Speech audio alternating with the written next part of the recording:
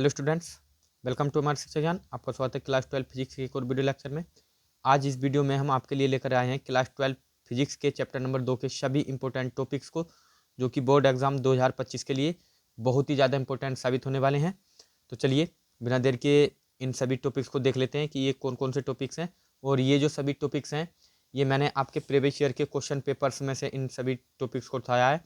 और ये सभी ऐसे चुनिंदा क्वेश्चन हैं जो बार बार बोर्ड एग्जाम में पूछे गए हैं और ये वर्ष 2025 में भी पूछे जाने वाले हैं। तो चलिए बिना देर किए हम इन सभी क्वेश्चंस को देखते हैं। तो हमारा पहला जो टाइप है वो है बहुविकल्पीय प्रश्न। और बहुविकल्पीय प्रश्न में पहला क्वेश्चन है वैद्युत विभव का मात्रक है। तो वैद्युत विभव का मात्रक क्या होता है?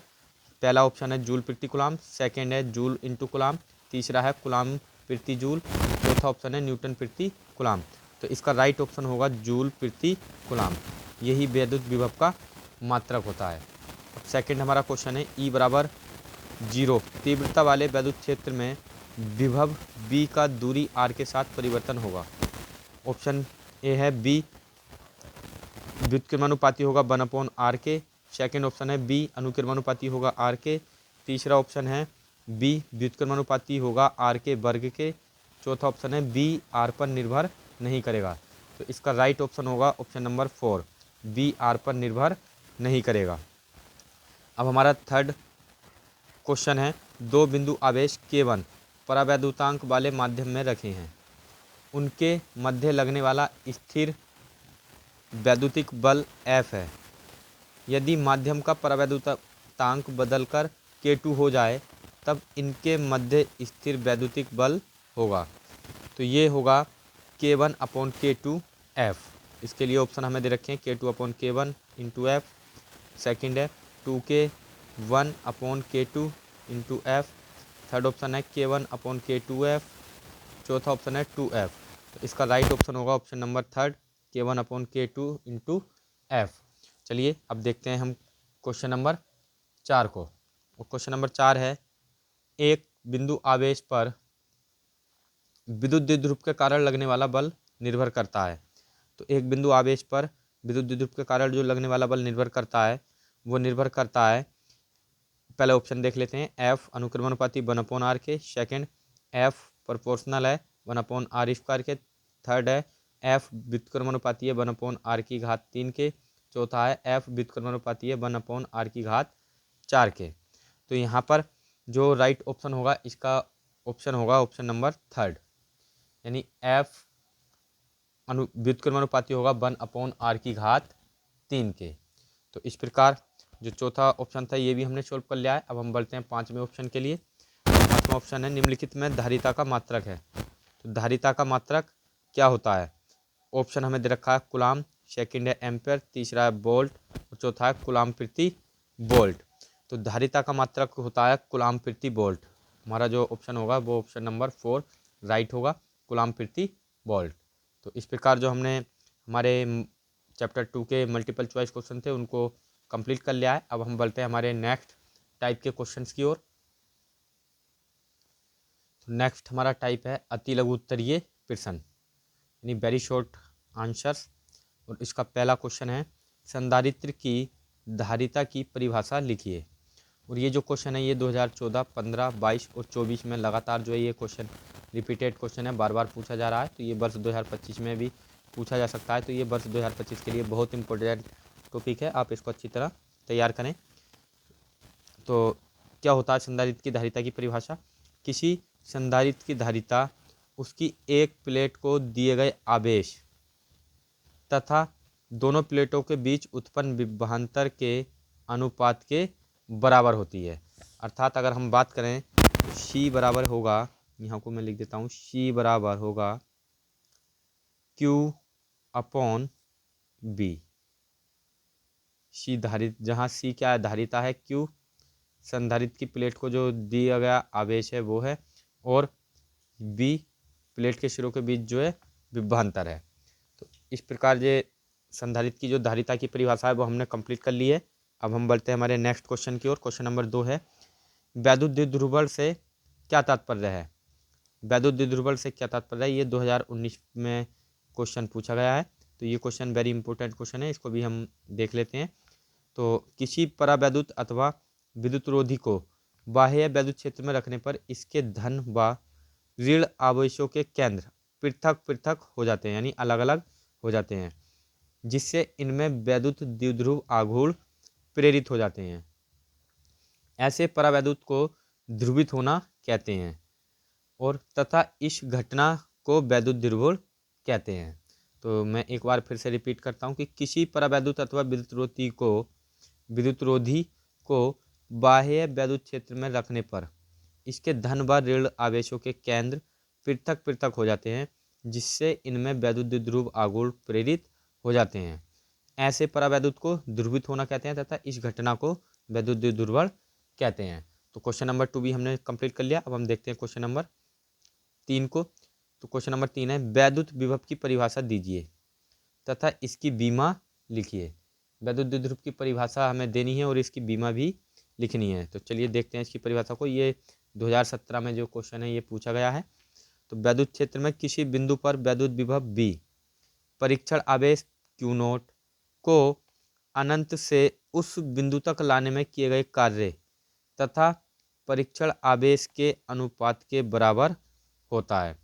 तो किसी भी क्षेत्र पे किसी बिंदु पर जो वैद्युत विभव होता है वो परीक्षण आवेश Q0 को अनंत से उस बिंदु तक लाने में जो कार्य करना पड़ता है और कार्य करना पड़ता है उसी को हम बोलते हैं वैद्युत विभव।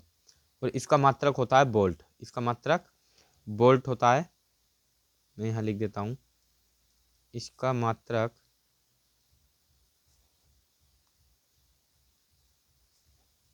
वोल्ट होता है और इसकी बीमा है mL² T⁻³ A⁻⁻1। तो क्वेश्चन नंबर 3 भी हमने कंप्लीट कर लिया। अब हम बढ़ते हैं हमारे नेक्स्ट क्वेश्चन नंबर 4 की ओर। तो चलिए क्वेश्चन नंबर 4 है, किसी आवेशित छड़ के निकट एक अनावेशित छड़ रख दिया जाता है। किसी आवेशित छड़ के निकट एक अनावेशित छड़ रख दिया जाता है तो आवेशित छड़ के विभव पर इसका क्या प्रभाव पड़ेगा। ये 2024 में क्वेश्चन पूछा गया है।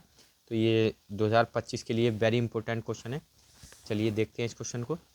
एक आवेशित छड़ के निकट एक अनावेशित धातु की छड़ रखने पर प्रथम छड़ का विभव घट जाता है। तो आप ध्यान रखेंगे कि जब हम किसी आवेशित छड़ के निकट किसी अनावेशित धातु की छड़ को रखते हैं तो प्रथम छड़ जो होती है उसका विभव कम हो जाता है, क्योंकि अनावेशित धातु की छड़ आवेशित छड़ के प्रेरण के कारण आवेशित होने लगती है। यानी जो अनावेशित धातु की छड़ है वो आवेशित छड़ के प्रेरण के कारण आवेशित होने लगती है, जिससे पहले प्लेट पर विभव कम हो जाता है, अर्थात दूसरी छड़ पर पहली छड़ की भांति विपरीत प्रकृति का आवेश प्रेरित हो जाता है। तो क्वेश्चन नंबर 4 भी हमने कंप्लीट कर लिया है। अब हम बढ़ते हैं क्वेश्चन नंबर 5 की ओर। क्वेश्चन नंबर 5 है, वैद्युत द्विध्रुव की अक्षीय रेखा पर वैद्युत विभव का सूत्र लिखिए। ये 2023 में क्वेश्चन पूछा गया है। तो ये क्वेश्चन भी वेरी इंपॉर्टेंट क्वेश्चन है। वैद्युत द्विध्रुव की अक्षीय रेखा पर वैद्युत विभव का सूत्र होता है B = 1/4πε0 के P/R² वोल्ट। तो ये बहुत इंपॉर्टेंट सूत्र है। ये न्यूमेरिकल में भी आपको हेल्प करने वाला है, तो आप इसको अच्छी तरह तैयार कर लें। अब हम बढ़ते हैं हमारे क्वेश्चन नंबर 6 की ओर, जो कि है समविभव पृष्ठ से क्या तात्पर्य है। समविभव पृष्ठ से क्या तात्पर्य है, ये क्वेश्चन पूछा गया है 2015, 17 और 18 में। तो चलिए देखते हैं इस क्वेश्चन को। किसी वैद्युत क्षेत्र में खींचा गया वह पृष्ठ जिस पर स्थित सभी बिंदुओं पर वैद्युत विभव बराबर हो समविभव पृष्ठ कहलाता है। यानी किसी भी वैद्युत क्षेत्र में खींचा गया ऐसा पृष्ठ जिस पर स्थित सभी बिंदुओं पर वैद्युत विभव क्या हो, समान हो, बराबर हो, समविभव पृष्ठ कहलाता है। तो क्वेश्चन नंबर 6 भी हमने कंप्लीट कर लिया। अब हम बढ़ते हैं हमारे नेक्स्ट टाइप के क्वेश्चनों पर। तो चलिए नेक्स्ट टाइप है हमारा लघु उत्तरीय प्रश्न और इसका प्रश्न नंबर 1 है, सिद्ध कीजिए कि निरक्षीय स्थिति में किसी बिंदु पर वैद्युत द्विध्रुव द्वारा विद्युत विभव शून्य होता है। और ये जो क्वेश्चन है ये 2015, 16, 18 और 19 ये लगातार रिपीटेड क्वेश्चन है, तो ये भी इम्पोर्टेंट क्वेश्चन है। ये बोर्ड एग्ज़ाम 2025 में पूछा जा सकता है, तो आप इसको अच्छी तरह तैयार कर लें। तो चलिए, हमें दिया है कि वैद्युत द्विध्रुव द्वारा विद्युत विभव शून्य होता है। तो सबसे पहले हम बना लेते हैं एक इसके डायग्राम को। तो यहाँ पर ये एक वैद्युत द्विध्रुव है। चलिए, वैद्युत द्विध्रुव का पहले हम निर्माण कर लेते हैं। ये कोई वैद्युत द्विध्रुव है, यहाँ पर रखा है हमारे पास आवेश Q1 और ये आवेश है Q2। ये है माइनस Q1, ये माइनस Q आवेश, और ये है प्लस Q आवेश। और ये जो दोनों हैं ये एक दूसरे से 12 मीटर की दूरी पर है, यानी यह कह सकते हैं ये इसका मिड पॉइंट है। इसको हम मान लेते हैं O। अब यहाँ से यहाँ तक की दूरी जो है ये L है और ये भी L है। इनके बीच की दूरी कितनी हो जाएगी, टोटल कितना हो जाएगी 2L, और ये इसका मध्य बिंदु है O। अब यहाँ से निरक्षीय स्थिति में, लंबवत दूरी पर निरक्षीय स्थिति में एक बिंदु P है। यहाँ से हमें एक निरक्षीय स्थिति में एक बिंदु P है, ये हम मान लेते हैं P, और इसकी जो बिंदु P की जो दूरी है ये है R। यहाँ से बिंदु O से, यानी जो द्विध्रुव का मध्य बिंदु है इससे बिंदु P की दूरी है R है। अब यहाँ से हम क्या करेंगे, इस Q नोट से P को मिलाएंगे पहले इस प्रकार से, और एक बार हम इसको भी मिला देंगे। अब ये थोड़ा जो है डायग्राम थोड़ा टेढ़ा हो गया है, यहाँ पर आप सीधा इस लाइन को मिलाएंगे यहाँ से, तो आपका जो चित्र होगा वो स्पष्ट बन जाएगा। अब तो चलिए हम देखते हैं कि माना वैद्युत द्विध्रुव AB, ये एक वैद्युत द्विध्रुव है AB, इसको मान लेते हैं यहाँ पर ये पॉइंट A मान लेते हैं हम, और ये पॉइंट है B। तो माना एक वैद्युत द्विध्रुव AB है और इसकी लंब अर्धक रेखा, लंबार्धक मतलब ये जो रेखा है ये इसको लंब भी है ये, और इसको दो बराबर भागों में भी बांट रही है, इसलिए इसको कहा गया है लंबार्धक रेखा। लंबार्धक रेखा पर द्विध्रुव के मध्य बिंदु O से, ये द्विध्रुव का मध्य बिंदु है O, इससे R मीटर की दूरी पर स्थित बिंदु P है, यानी इससे R मीटर की दूरी पर क्या है, एक बिंदु P है, जहां हमें वैद्युत विभव ज्ञात करना है, यानी इस बिंदु P पर हमें वैद्युत विभव ज्ञात करना है। अब बिंदु P पर द्विध्रुव के आवेश प्लस Q के कारण विभव क्या होगा, ये होगा B1 बराबर, मैं इसको जो है ब्लैक पेन से लिख देता हूँ, B1 बराबर 1/4 पाई एप्सिलॉन नॉट K और Q अपॉन AP, जो ये दूरी है यहाँ से यहाँ तक प्लस Q आवेश के कारण इसकी दूरी। अब हम बात करें अगर माइनस Q के कारण विभव, तो इसको तो मान लिया हमने B1। अब माइनस Q के कारण, माइनस Q के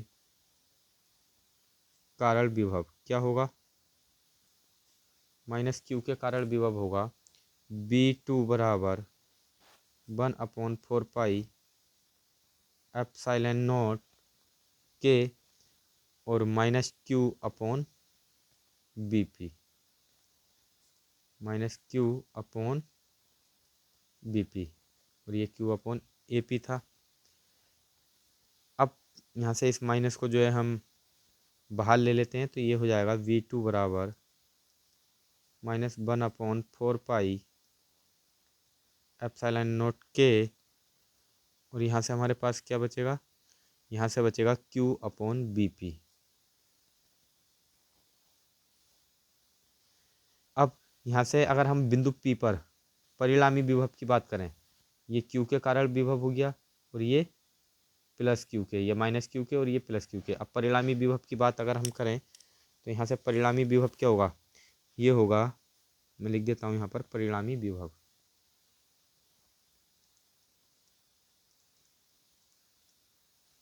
परिणामी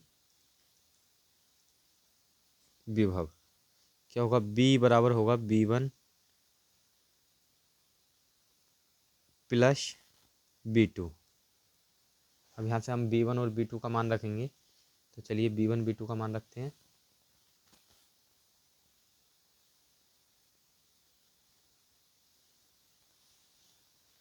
तो चलिए ये हो जाएगा B बराबर, B1 का मान कितना है यहाँ से, B1 का मान है 1/4 पाई, ये पाई है, एप्सिलॉन नॉट के और Q upon AP minus,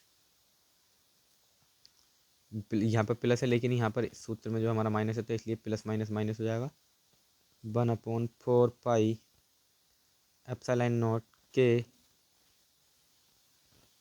Q upon BP।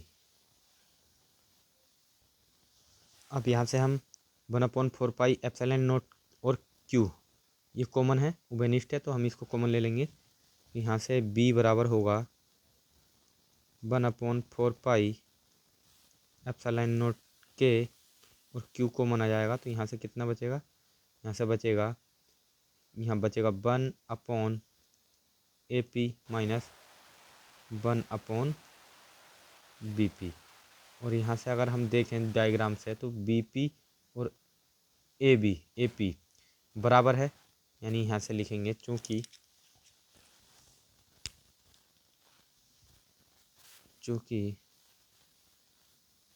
BP बराबर है AP के, ये दोनों बराबर हैं, तो यहाँ से ये जो AP है, AP की जगह हम BP रख सकते हैं या BP की जगह AP रख सकते हैं, और ये जब समान हो जाएगा तो 0 बन जाएगा, क्योंकि अगर हम यहाँ BP रख देंगे तो 1/BP में से BP जाएगा तो 0, तो ये क्या बन जाएगा 0। तो यहाँ से हो जाएगा B बराबर 1/4 पाई एप्सिलॉन नॉट के इंटू Q, और यहाँ से ये बन गया इंटू में 0, और जब हम 0 की गुणा किसी भी संख्या से करेंगे तो हमें कितना प्राप्त होगा, 0 ही प्राप्त होगा। तो अर्थात यहाँ से जो हमारा B है परिणामी विभव है वो कितना आएगा, 0। और यही हमें सिद्ध करना था कि सिद्ध कीजिए कि निरक्षीय स्थिति में किसी बिंदु पर विद्युत विभव द्वारा जो विद्युत विभव होता है वो 0 होता है, ये हमको सिद्ध करना था। तो इस प्रकार ये जो हमारा क्वेश्चन था, डेरिवेशन था, ये हमने कंप्लीट कर लिया। ये हमने आपको दिखाया कि किस प्रकार जो किसी बिंदु पर निरक्षीय स्थिति में विद्युत विभव होता है वो 0 होता है। और मुझे उम्मीद है कि ये क्वेश्चन आपको समझ में आ चुका होगा। अब हम बढ़ते हैं हमारे नेक्स्ट क्वेश्चन की ओर। तो चलिए क्वेश्चन नंबर 2 दूसरा है, हमें दिया हुआ है किसी वैद्युत ध्रुव के अक्ष अनुदैर्ध्य स्थिति पर स्थित किसी बिंदु पर वैद्युत विभव का सूत्र स्थापित कीजिए। और ये जो क्वेश्चन है ये 2017, 20, 14, 15, 16, 18 ये लगातार रिपीटेड क्वेश्चन है, तो ये वर्ष 2025 के लिए भी बहुत ही ज़्यादा इंपॉर्टेंट क्वेश्चन है। तो चलिए सॉल्व करते हैं। अब यहाँ पर हमें दिया हुआ है कि वैद्युत ध्रुव के अक्ष पर एक वैद्युत ध्रुव को हम निर्माण कर लेते हैं। यहाँ पर ये एक वैद्युत ध्रुव है। अब इसके एक तरफ रखा हुआ है -Q आवेश, ये -Q आवेश है, और एक तरफ है +Q आवेश, और इसका मध्य बिंदु है O, ये इसका मध्य बिंदु है O, और यहाँ से इसकी जो दूरी है ये L दूरी है, और ये भी क्या है, ये भी L है। अब यहाँ से इस द्विध्रुव के मध्य बिंदु O से, इस O से R मीटर की दूरी पर, R मीटर की दूरी पर एक बिंदु P है अक्षीय स्थिति में, यानी अक्षीय स्थिति में एक बिंदु P है। यहाँ पर मान लेते हैं हम ये बिंदु P है जिस पर हमें वैद्युत विभव ज्ञात करना है।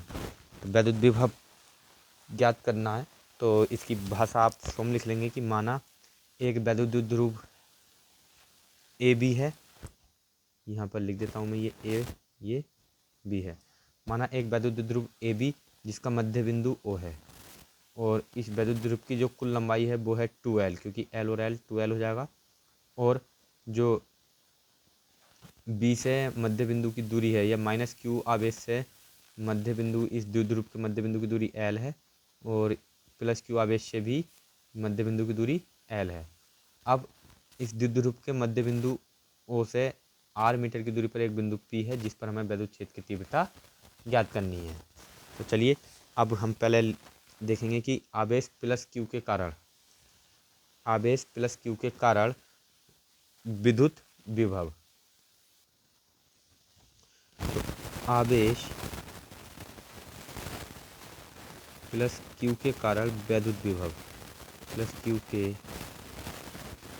कारण P पर विभव क्या होगा, ये इसका सूत्र होगा V1, इसको मान लेते हैं हम V1 बराबर 1/4 पाई एप्सिलॉन नॉट के,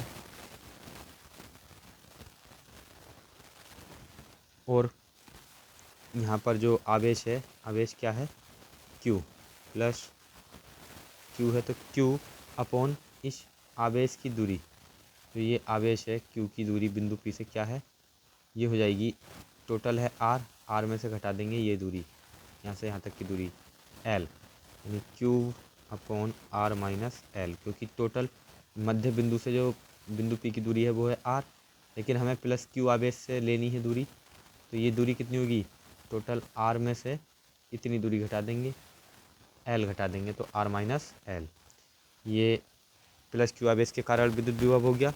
तथा अब हम बात करते हैं -q आवेश के कारण, ये जो आवेश है इसके कारण बिंदु P पर कितना विभव होगा, तो -q आवेश के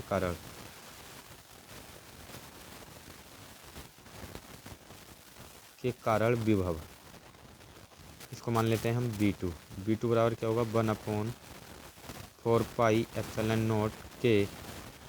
अब जो आवेश है हमारे पास माइनस Q अपॉन इस आवेश से बिंदु P तक की दूरी कितनी हो जाएगी, ये R है और ये यहाँ तक मध्य बिंदु की दूरी R हो गई टोटल P से, और ये L हो जाएगी, यानी R प्लस L, ये हमारा V2 का माना जाएगा।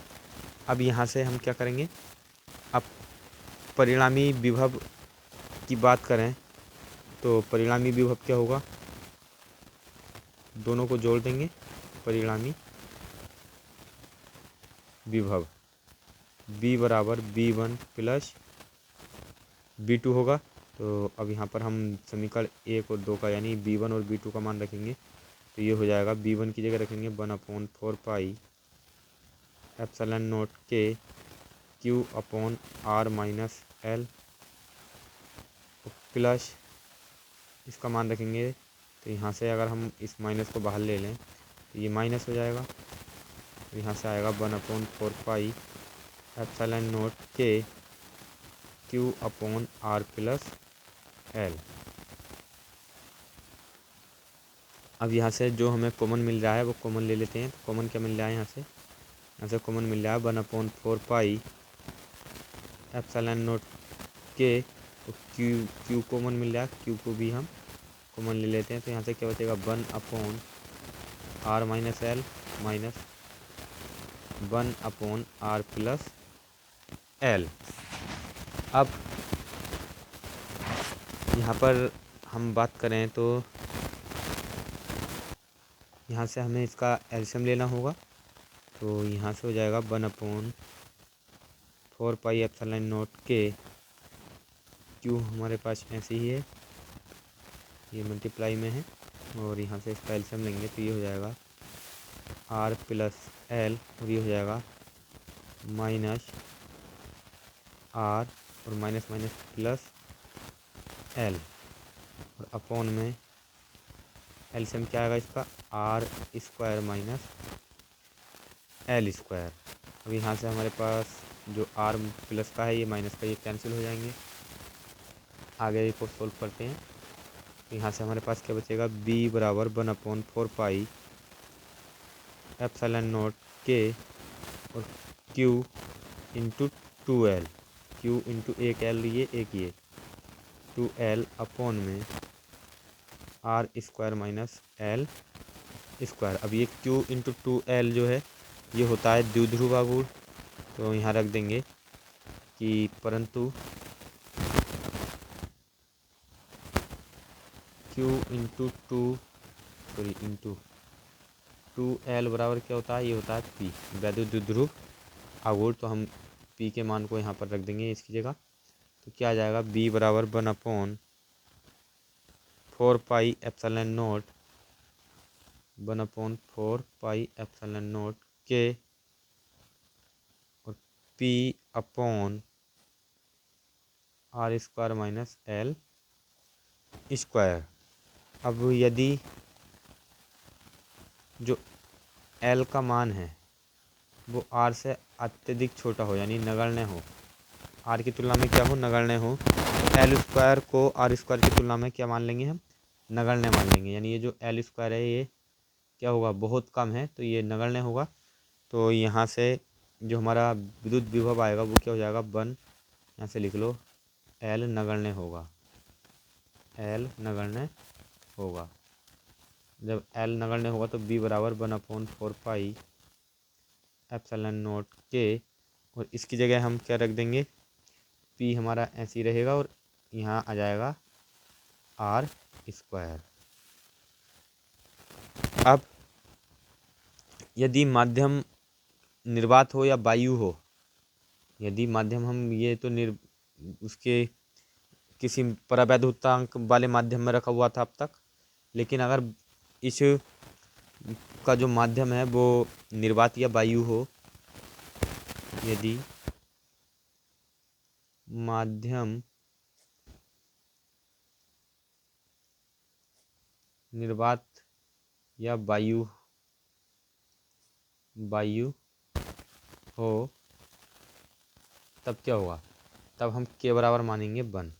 तो के बराबर 1 रखने पर, के बराबर 1 यहाँ पर हम रखेंगे तो ये हो जाएगा बी बराबर 1/4 पाई एप्सिलॉन नॉट और P अपॉन आर स्क्वायर। और यही हमारा परिणामी विभव है बिंदु P पर किसी वैद्युत द्विध्रुव के अक्षीय स्थिति में।